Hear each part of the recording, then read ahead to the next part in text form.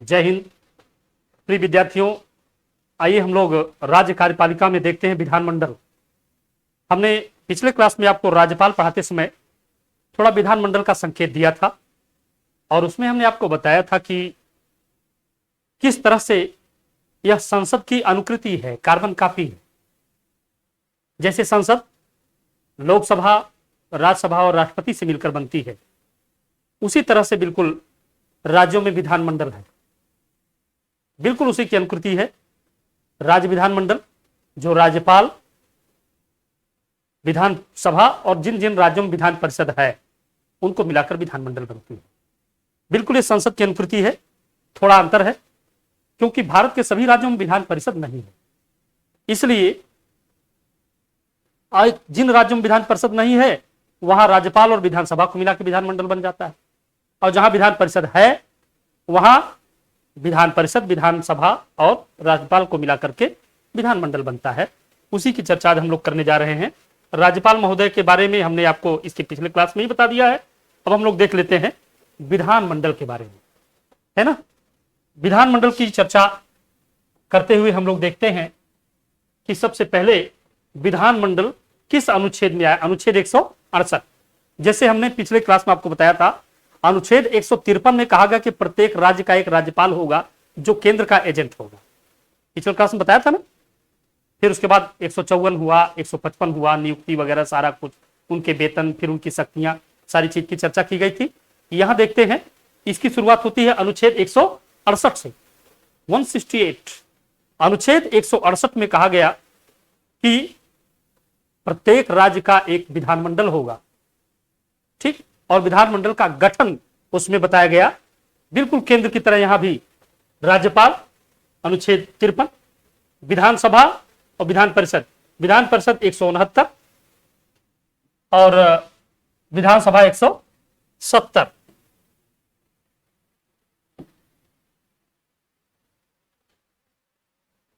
अब इसके बाद देखते हैं कि इस तीनों लोगों को मिलाकर के बनता है विधानमंडल, ठीक।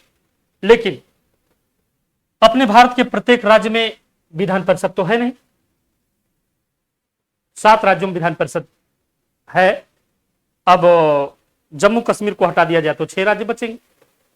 तो जहां जहां केवल विधानसभा है वहां राज्यपाल अनुच्छेद 53 और विधानसभा इसी को मिलाकर के बन जाता है विधानमंडल। जरा हम लोग इस पर चर्चा करें, विधानसभा पर, उसके बाद विधान परिषद पर चर्चा कर लिया जाएगा। देखिए, हमारे संविधान के अनुसार ये उसमें उल्लेख आया है कि प्रत्येक राज्य की विधानसभा में उनकी सदस्य संख्या अधिकतम 500 हो सकती है, 500, और न्यूनतम 60 हो सकती है। यानी 500 से सदस्य संख्या अधिक नहीं होगी और 60 से कम नहीं होगी। हालांकि अपवाद हर जगह होते हैं। भारत के कम से कम 3 राज्य ऐसे हैं जहां 60 से भी कम संख्या है, और वो राज्य हैं आपके सामने। ये देखिए, गोवा, इनकी संख्या 40 है। गोवा की विधानसभा सदस्य संख्या 40। इसी तरह से मिजोरम सदस्य संख्या 40। सिक्किम की तो 36 ही है ना, 32। तो देखिए, गोमिसी, हम लोग इसको याद किए थे इस तरह से, गोमिसी। गोमिसी मतलब गोवा, मिजोरम, सिक्किम। तो गोवा, मिजोरम 40, 40 और सिक्किम 32। ये तो 60 से कम है। ये अपवाद है। अपवादों की मान्यता हर जगह होती है। वैसे संविधान के अनुसार नियम है कि प्रत्येक राज्य में जो विधानसभाएं हैं उन विधानसभाओं की अधिकतम संख्या 500 होगी, उससे ज्यादा नहीं, और न्यूनतम 60 होगी। और ये अपवाद हो गया इधर, तो गोमिसी, है ना। तो उसके बाद देखिए आगे आता है अपवादों के बाद कि इनका कार्यकाल कितना होगा। ध्यान दीजिएगा, विधानसभा एक विघटित होने वाला सदन है, अस्थायी सदन नहीं, अस्थायी सदन है। इसका सत्रावसान, इसका निलंबन और विघटन सब होता है ना।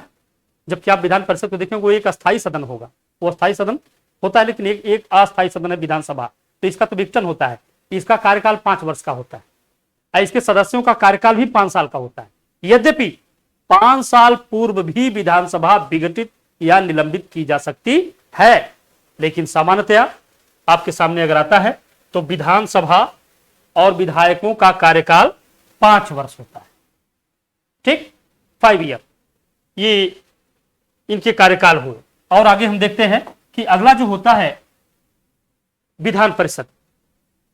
विधानसभा के बारे में हमने जान लिया कि प्रत्येक राज्य की विधानसभा होती है और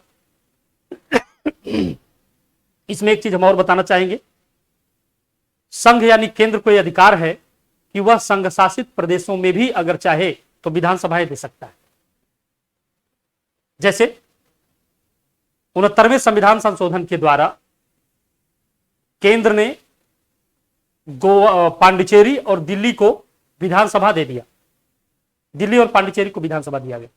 70 सीट यहां पे और 40-42 सीट वहां पे पांडिचेरी में है ना।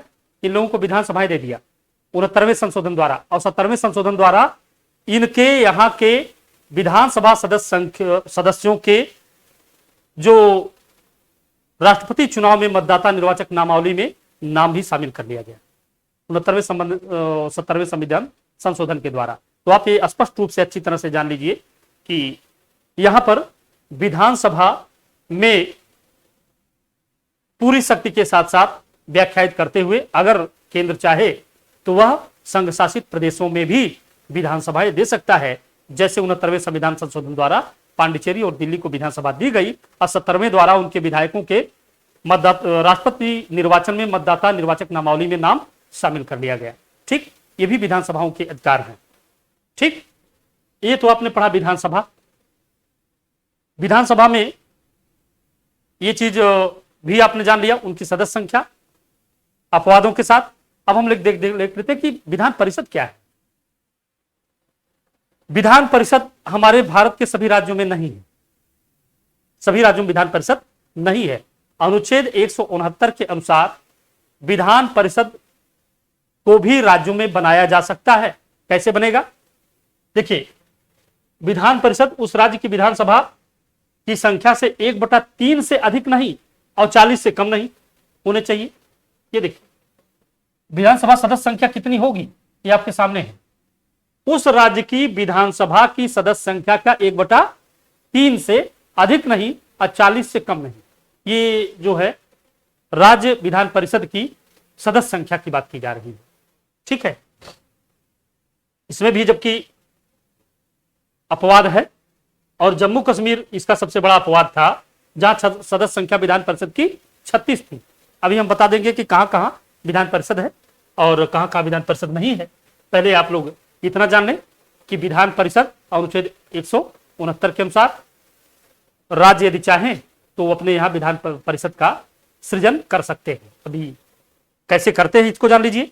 राज्य विधानसभा अपने पूर्ण बहुमत से यदि चाहे तो प्रस्ताव पारित करके केंद्र के पास भेजे और केंद्र की संसद साधारण बहुमत से उसको स्वीकार करते हुए उस राज्य में विधानसभा का सृजन करवा सकती है। विधान परिषद का। और इसी फार्मूले से वो विधान परिषद समाप्त भी हो सकती है।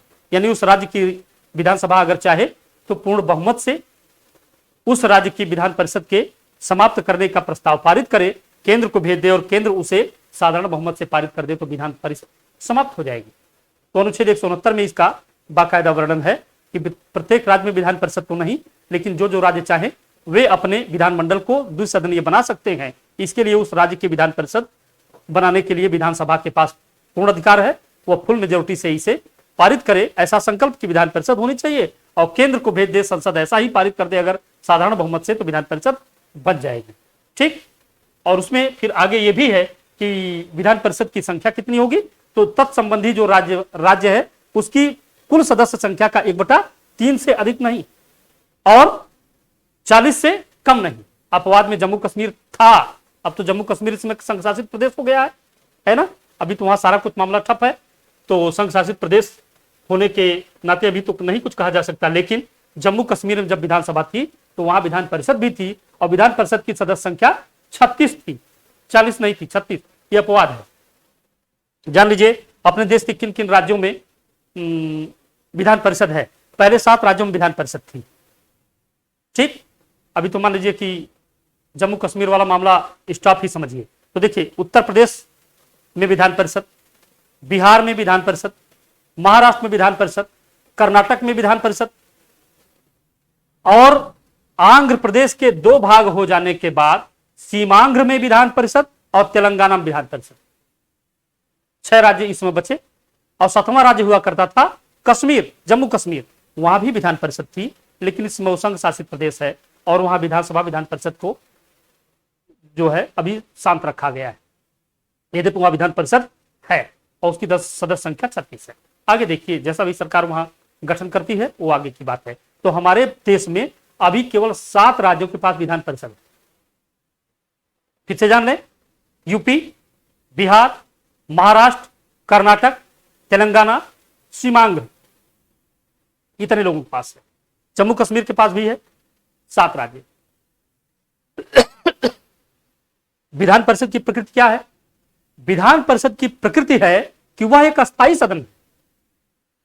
विधान परिषद एक अस्थायी सदन है, उसका कार्यकाल 6 वर्ष उसके सदस्यों का, इसका कार्यकाल नहीं। विधानसभा को समाप्त किया जा सकता है, लेकिन क्षमा कीजिएगा, विधान परिषद को समाप्त किया जा सकता है, लेकिन विधान परिषद को विघटित नहीं किया जा सकता। वह एक अस्थायी सदन है।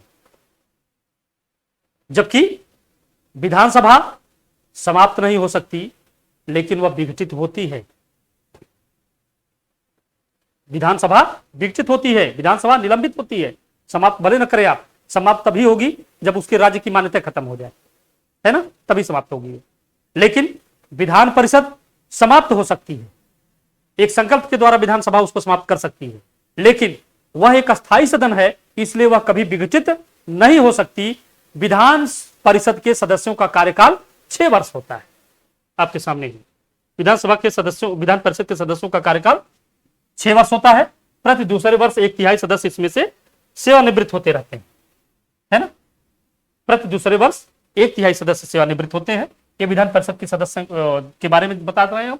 अब आप जान लीजिए कि इसकी योग्यताएं, आखिर विधान परिषद का चुनाव लड़ने के लिए क्या क्या योग्यता है। ध्यान दीजिएगा, विधानसभा का चुनाव लड़ने के लिए 25 साल की उम्र होनी चाहिए, है ना। लेकिन विधान परिषद का चुनाव लड़ने के लिए 30 साल की उम्र होनी चाहिए, 30 वर्ष की उम्र होनी चाहिए। आयु 30 वर्ष। वह व्यक्ति किसी लाभ के पद पर न हो, वह पागल दिवालिया न हो, डिफाल्टर न हो। ऐसा व्यक्ति जो भारत का नागरिक हो, उस प्रांत का नागरिक हो, जिस जगह पे उसे विधान परिषद का चुनाव लड़ना है वो उस प्रांत का नागरिक हो, वह वहां के विधान परिषद का सदस्य हो सकता है। ये उसकी योग्यताएं हैं। अब हम लोग जान लें कि विधान परिषद का चुनाव कैसे होता है। जान लीजिए, विधान परिषद के चुनाव की बड़ी विचित्र व्यवस्था है। विधान परिषद की जितनी सदस्य संख्या होती है, जैसा कि बताया गया, उस विधानसभा की सदस्य संख्या का 1/3 उसकी सदस्य संख्या होनी चाहिए विधान परिषद की, और 40 से कम नहीं होनी चाहिए। एनीवे, जो भी उत्तर प्रदेश में विधान परिषद की सदस्य संख्या 100 है ना, और 404 यहां विधानसभा की संख्या है। 404 सदस्य संख्या जो है विधानसभा की है। 403 पे चुनाव होता है, एक एंग्लो इंडियन के लिए रिजर्व रखा जाता है। लेकिन विधान परिषद की उत्तर प्रदेश में 10 सदस्य संख्या 100 है। अब देखिए, विधान परिषद की सदस्य संख्या का 1/3 सदस्य वहां की विधानसभा चुनती है, तत्संबंधी राज्य की विधानसभा 1/3 सदस्यों का चुनाव करती है। फिर इसी तरह से 1/3 माने पूरे के 1/3 सदस्यों का चुनाव वहां के स्थानीय निकाय, जिला बोर्ड, ये लोग मिलकर करते हैं। नगर पालिका, जिला परिषद, जिला बोर्ड, ये लोग जो है 1/3, है ना। फिर उसके बाद जान लीजिए 1/3, सॉरी इसमें तो गलत लिखा हुआ है। राज्यपाल महोदय 1/6 सदस्यों का मनोनयन करते हैं। ठीक, ये गड़बड़ कर दिए हैं और सॉरी, ध्यान दीजिएगा, मैं फिर से आपको बताना चाहूंगा। नगर पालिका, जिला बोर्ड जो है 1/3 सदस्य, विधानसभा 1/3 सदस्य, राज्यपाल महोदय मनोनीत करते हैं 1/12 सदस्य, 1/3 1/3 1/12। इसके बाद फिर अध्यापक निर्वाचन 1/6 और स्नातक निर्वाचन 1/6। ठीक, ध्यान दीजिएगा, इस सदन में जाति के आधार पर, धर्म के आधार पर या अन्य किसी आधार पर किसी आरक्षण का प्रावधान नहीं है। इसको कायदे से जानते रहिएगा। विधानसभा में आरक्षण का प्रावधान है, लेकिन विधान परिषद में किसी प्रकार से आरक्षण का प्रावधान नहीं है। तो इसके सदस्य संख्या का चयन कैसे होता है इसे अच्छी तरह जान लीजिए। विधानसभा चुनती है 1/3 भाग लोगों को, जिला परिषद, नगर पालिका इत्यादि चुनते हैं 1/3 को। तो 1/3 जो विधानसभा और नगर पालिका से चुने जाते हैं। इसी तरह राज्यपाल 1/12 सदस्यों को चुनता है। अध्यापक निर्वाचन से 1/6, स्नातक निर्वाचन से 1/6 सदस्य जो है इसके चुने जाते हैं। इस प्रकार इसके सदस्यों का चुनाव होता है। उनका कार्यकाल रहता है 6 साल। प्रति दूसरे वर्ष इसमें से एक जो है तिहाई सदस्य रिटायर होते रहते हैं और अन्य आते रहते हैं। इस प्रकार 6 वर्ष के कार्यकाल वाले इस सदस्यों के इस विधान परिषद की प्रकृति अस्थायी है। ये रही विधान परिषद। आगे हम लोग देख लेते हैं इनके बारे में। ध्यान दीजिएगा, अभी थोड़ी देर बाद हम विधान परिषद के उपयोगिता के बारे में बताएंगे, इनकी क्या उपयोगिता है। थोड़ा सा हम लोग मुख्यमंत्री इत्यादि के बारे में जान लें। देखिए, विधानसभा में बहुमत दल के नेता को राज्यपाल महोदय मुख्यमंत्री चुनते हैं। बहुमत दल के नेता को मुख्यमंत्री चुनते हैं और मुख्यमंत्री महोदय उस राज्य के शासन प्रमुख होते हैं, है ना? जी हाँ। और उनकी स्थिति बिल्कुल केंद्र में जैसे प्रधानमंत्री की है, यहां राज्य में उनकी स्थिति बिल्कुल उसी तरह से मुख्यमंत्री महोदय की नियुक्ति की स्थिति होती है। वे बहुमत दल के नेता होते हैं और मंत्रिपरिषद के मुखिया होते हैं और शासन प्रमुख भी होते हैं।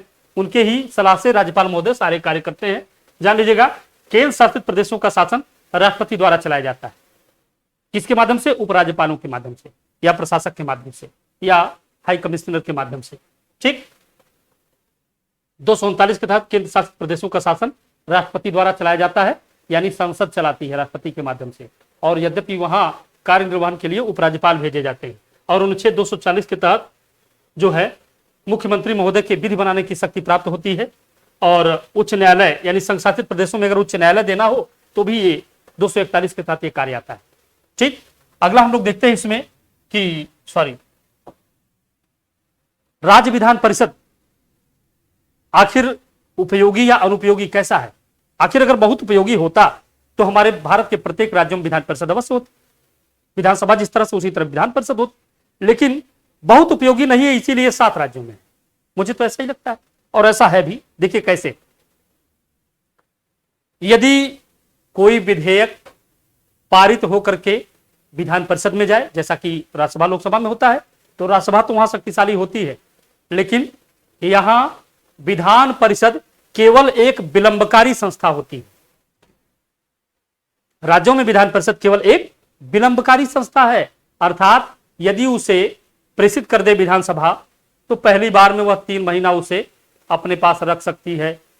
उसके बाद भी मान लीजिए कि उसने वापस किया, फिर से विधानसभा ने उसको वापस कर दिया कि नहीं गलत है, तो 1 महीना वो और रोक सकती है। और अगर उसने उस पर कोई निर्णय नहीं लिया तो इस 4 महीने के बाद उस विधेयक को पारित मान लिया जाएगा। ये स्थितियां होती है ना। तो एक विलंबकारी संगठन है। शेष उसका कोई न तो विधेयकों को पारित करवाने में उसकी कोई विशेष भूमिका है और न ही वित्तीय या बजट के बारे में उसकी कोई भूमिका होती विशेष। उसको सिर्फ बनाया ही गया है योग्य व्यक्तियों या चुनाव को जो योग्य लोग फाइट नहीं कर पाते, ऐसे लोगों के अनुभवों का लाभ लिया जाए, उनको विधान परिषद में पहुंचाया जाए। इसी कारण से इस संस्था को मेरे ख्याल से बनाया गया है कि योग्य व्यक्तियों के अनुभवों का लाभ लिया जाए और ऐसे लोगों को वहां पहुंचा करके कुछ उनसे कार्य लिया जा सके। इससे ज्यादा विलंबकारी संगठन होने के नाते इसकी कोई उपयोगिता नहीं है। इसी कारण यह भारत के 7 राज्यों को छोड़ करके विधान परिषद अन्य पूरे भारत में प्रत्येक राज्य में नहीं है। इसे समाप्त किया जा सकता है, इसे इसका सृजन भी किया जा सकता है। तो ये रही आपके पास आज विधानमंडल, विधानसभा, विधान परिषद। राज्यपाल मैं पहले पढ़ा चुका हूं। यहां आपको सम्यक रूप से मुख्यमंत्री, मंत्री और साथ ही साथ इनके अन्य कार्यों के बारे में भी, केंद्र शासित प्रदेशों के बारे में भी बताया गया कि केंद्र शासित प्रदेशों में राज्यपाल उपराज्यपाल भेजे जाते हैं और राष्ट्रपति महोदय के मुख्य प्रतिनिधि होते हैं। वहां उनको कुछ दायित्व राष्ट्रपति महोदय दे देते, उसी माध्यम से इनका कार्य चलता है। और संघ शासित प्रदेशों में अगर उच्च न्यायालय देने की बात आए तो अनुच्छेद 241 के तहत कार्य किया जाता है। यह रहा आज हम लोगों का विधानमंडल, जिसमें विधानसभा, विधान परिषद और राज्यपाल शामिल होते हैं। इसमें छात्रों बस इतना ही। इसके बाद हम लोग नेक्स्ट क्लास आगे पढ़ेंगे और मैं समझता हूं कि नेक्स्ट क्लास हो सकता है केंद्र राज्य संबंध, या मेरे ख्याल से हो सकता है आपात बंद, इसी दो में से कोई एक हम लोग नेक्स्ट क्लास में पढ़ेंगे। आज बस इतना ही। Thank you class.